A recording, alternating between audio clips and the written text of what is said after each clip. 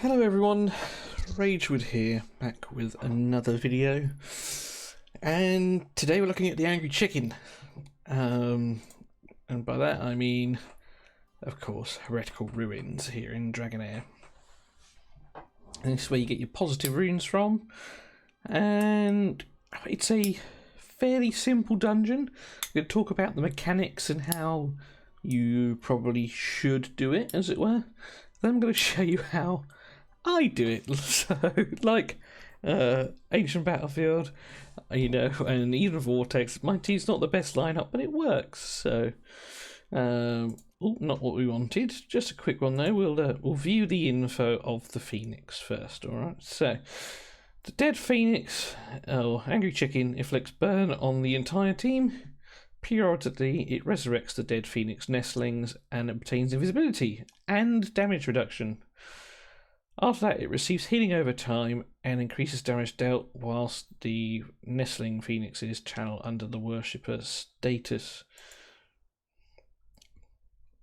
We then have the actual sort of nestlings themselves just down here. And the phoenix egg that is transformed from a dead phoenix nestling, it can be reborn and will gain the eternal fire after the rebirth. It enters a worshipper state for 10 seconds and grants the dead phoenix healing every 1 second, gaining damage reduction. Damage bonus, not reduction. So yeah, let's take a look at his ability. So his first one, he spews fireballs at the target and splashes on all enemies inflicted with burn, dealing fire damage and inflicting attack penalty 2. So again, like one of what's the word? What have we? I forget what I'm trying to say, but essentially having a debuff removal or cleanse. Thumbs up, because you can see it says when an enemy inflicted with burn, so chances are we're going to get burn as well as this attack penalty 2 here. So second is the same as the first. So again, we're taking more damage and more attack penalty 2. The third ability deals fire damage to us and then brings the eggs back to life and grants damage reduction to the eggs. If at least one phoenix egg is reborn, it gains invisibility for 12 seconds. If no phoenix eggs are reborn, it gains damage reduction instead. So what does it mean by if no eggs are reborn? So essentially, if you do not manage to kill the phoenix eggs by the time this rolls back around, he's going to gain damage reduction rather than invisibility, essentially. All right. So it's important here, we've got sort of a couple of things to bear in mind. So we want to bring enough damage to kill off the baby phoenixes, okay? You also, if you want, to bring sort of buff prohibition and debuff removal. One of the others fine, both is great, okay? Because if you can stop the big phoenix getting the invisibility, you can still attack him, okay? And likewise, you can get the buff prohibition will stop the damage reduction from going up too. Alternatively, you can let that go off, then use your removal, and just keep going as you were. And the last one then, he deals fire damage to all enemies, inflicting 2 stacks of burn. Now, in my previous experience, Escilla is queen here, because what you can do is you can as this ability goes off, the last one, you can let the bar come to sort of like here, just beyond the 12-second mark, use Escilla's ult, clear your burns, put debuff immunity up, and then you ignore the attack penalty here, and then you just rinse and repeat. So she is a top-tier hero for this. If you don't have her, it's fine, sort of thing, because you'll notice from my strategy, I just ignore everything. Like all other bosses then, defense down, if you want to bring it if you can. Attack penalty, you want to bring it if you can as well. So who are we talking like? Things like your Voresh, for example. Great hero here. Great target for Witch's Remains as well, because he's got a multi-hit ultimate that brings buff prohibition, so you can use that just in this sort of area here, prevent that from going up. The defense down is on at that point too, and you can just continue to smack. Someone like a Vikuk to get rid of your burns, Furbath, you know, there's a lot of people you can bring to this fight. So early on, I'd say it's important that you bring all facets that I've just mentioned, as it were. Later on, as you know, you're getting your level 100s, you've got your legendary, your mythical gear, that kind of thing.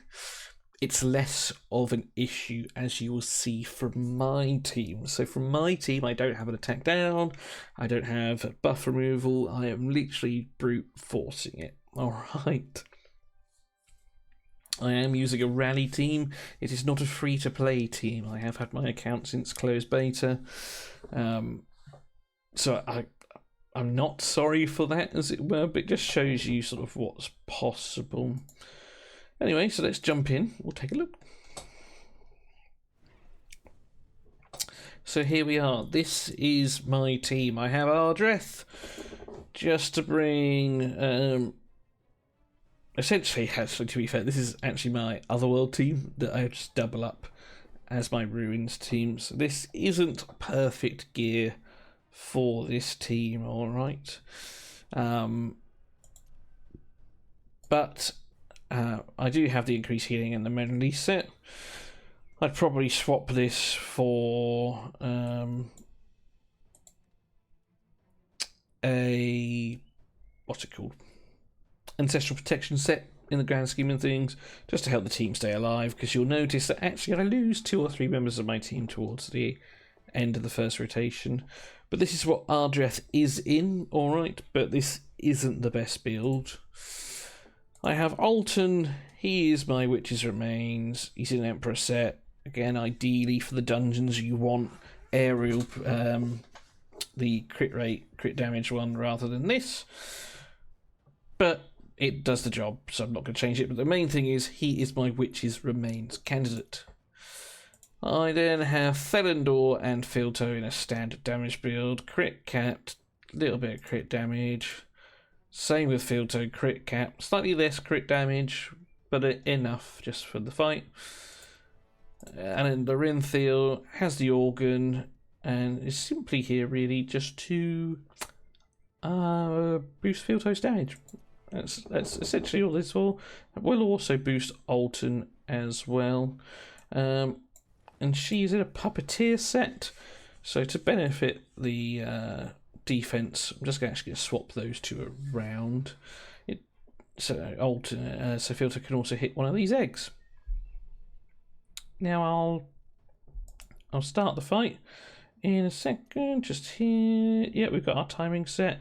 So the timing is essentially set so Lorenthal goes first to buff the team with Rally, then Alton, and then my 2 damage dealers. The ultimate will then happen. It will generally kill my Thelendor and my Alton, and it will just leave Filto to follow up again. It has worked the last sort of few times I've done it, but naturally it will fail now because we're on screen. So let's take a look.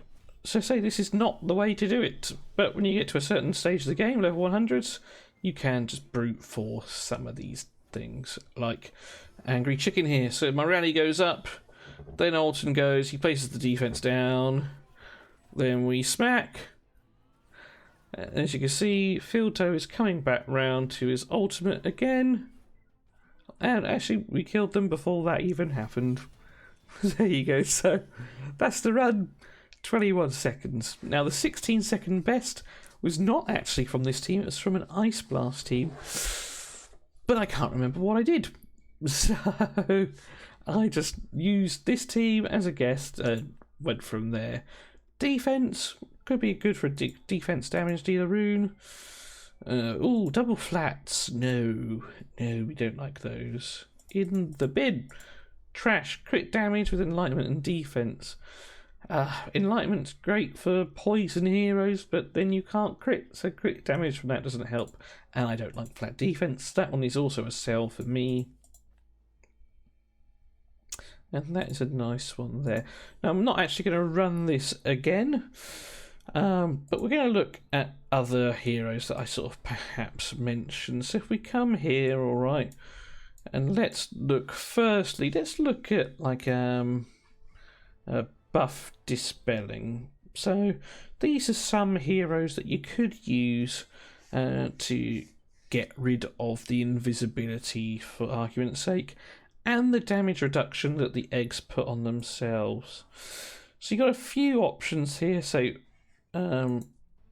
Voresh is okay for this fight because he has it on the battle skill, but it only attacks a single enemy, so it's good if he targets the Phoenix. Not so great if it targets the hatchlings, but the main thing is as well, you can get rid of the invisibility by using this just before, and then it's not an issue because the boss will never gain it. Other options you've got here, you've got Dane. Dane is a good choice because he brings the attack penalty as well. Fira just dispels 2 debuffs, which isn't great in most situations, but because the boss is only picking 1 up, it's all right. You've also got your legendary options. You've got your Garrikas. Victor is insane for this fight because not only does he have buff removal, he has buff prohibition as well on his battle skill. So he's just a quality hero here. He's been one of the better adds this season. To begin with, I won't lie, I was quite annoyed at how many Victors I pulled. I actually pulled 5 of him, so I would have had an eye for one, but I did use a Victor to get one of the artifacts that I wanted. And in hindsight, wonderful thing, turns out he's awesome. Deverick selects 3 enemies at random, inflicts attack penalty. And then where is it on his? Yeah, he has a random chance to steal buff. Vex is another new hero this season. She has a chance of displaying 1 buff from them and grants debuff immunity. So potentially another good option for this fight, because she's a 3-hitter, so she can be your Witch's Remains candidate, which you will also need to steal buffs, I believe, and places debuff immunity. So if you can get rid of that invisibility, could be okay, but actually no, because she'd be invisible, so you wouldn't be able to hit her. So the buff dispel doesn't come into play here, but the debuff immunity is still good potentially for the stopping the burns coming up. Then let's look at buff prohibition. Let's say we don't want to remove the debuffs, we just want to stop them going up in the first place. Buff block, there we are. Again, your Voresh is there once again. And then you've got your other options. You've got Tamar just on the old Victor once again. Rippercast, but I think that's a random, if I believe. Yeah, so Rippercast not so great here. Voresh is king. Again, not too many heroes, but I think if you're later game, so you don't need to worry about it. If you're early game, there are a number of options out there. It just might not be as quick as what I've done. So there you go. That is a quick little guide to Heretical Ruins. I hope you guys find it useful. Let me know what you think, both about this video and about my coverage. I'm a small growing channel. So any feedback, as long as it's constructive, is good. But yeah, take it easy, guys. Look after yourselves. Work hard, but remember to play harder. And I'll see you in another video soon. Cheers.